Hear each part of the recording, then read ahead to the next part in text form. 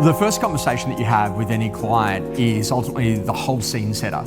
Because if you can be in a position, you can emotionally connect with where they're at, and you can actually get them into a really safe place directly after that, then they're gonna say, you know what, you're the one. And we all know that ultimately we've had that retail experience where you meet someone and you weren't even in the mood, and all of a sudden you're in the mood because they're so good at what they do.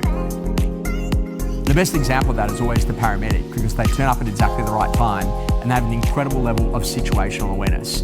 If you're going to be a great real estate agent, how do you get incredible situational awareness? You ultimately get into that moment and say, Mr. and Mrs. Owner, lovely to see you today.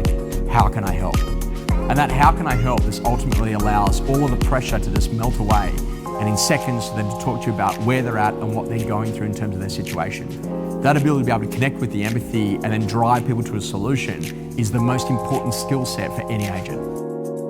The most important foundational idea to really connect with a customer is to make sure you really understand them and their situation. And as much research as you can do is going to make you become a phenomenal agent. Now, you're going to need to have really good quality area knowledge. You're going to need to have great market knowledge. You then need to have phenomenal transactional knowledge, and you need to have really good quality brand knowledge. So when you're there in front of the customer, no matter what question they ask, you know exactly what to be able to do to have the right quality conversations.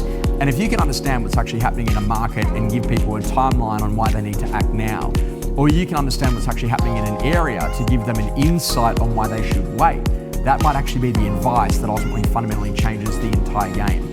Your ability here is to be able to connect about them and their situation and to put them into the right location about whether or not they do it now or whether or not they do it later, but it's the right advice rather than being in a position of having to push someone when it's not the right thing to do.